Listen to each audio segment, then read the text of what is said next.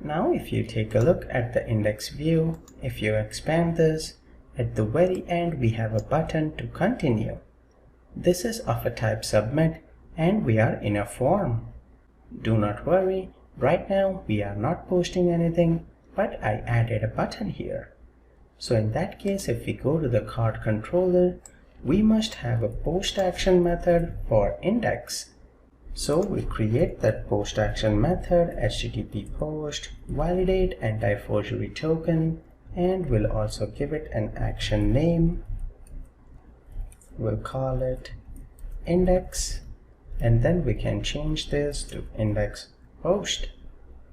With that in place, what we want to do here, we do not want to make any changes at all.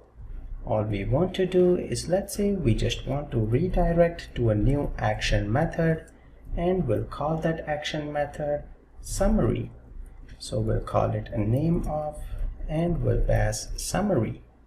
Now you see it gives us a squiggly line because that action method does not exist here right now. So that being said, let's create that action method. We can just copy this and paste it one more time here.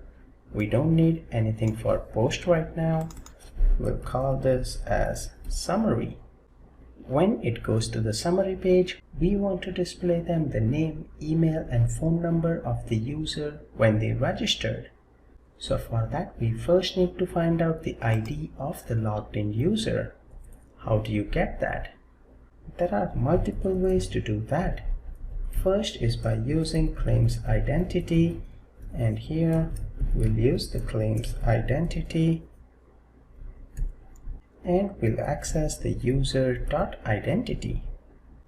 After that, you can say variable claim is equal to, we'll use the claims identity that we created, dot we have the find first, and we'll do claim types here, dot we have the name identifier.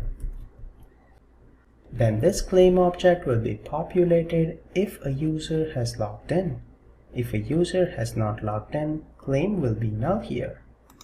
Another way of doing this is variable user ID is equal to, user ID is equal to user dot, we have the find first value in here, and we will be passing the claim types dot name.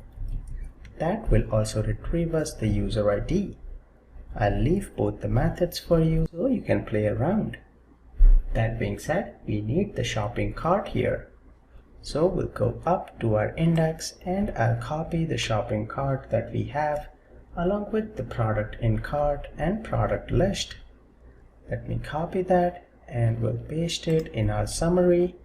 So what we are doing is we're getting our session, loading all of the list from the session, and then we are retrieving the product list based on our session.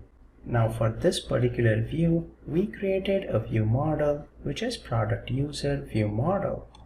So we can go to the top of the page here and we can create a public product user view model, and we'll call this the same product user view model. We'll have getter and setter. I also want to bind this property so that once you bind the property in the post, you do not have to explicitly define this in the action method as parameter. It will by default be available in summary post. So we have the product list here, and we'll do product user view model is equal to new.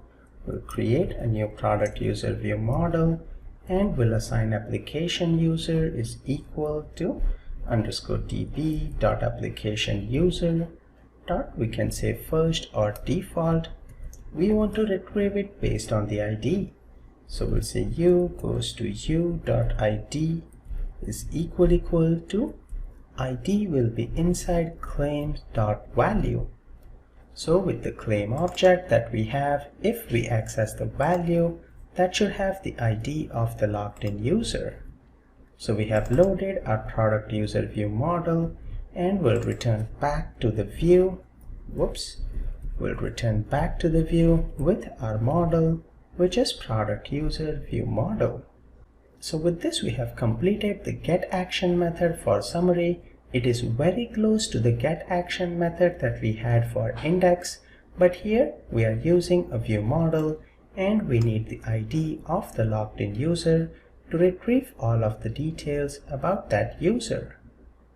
That being said, let's continue in the next video.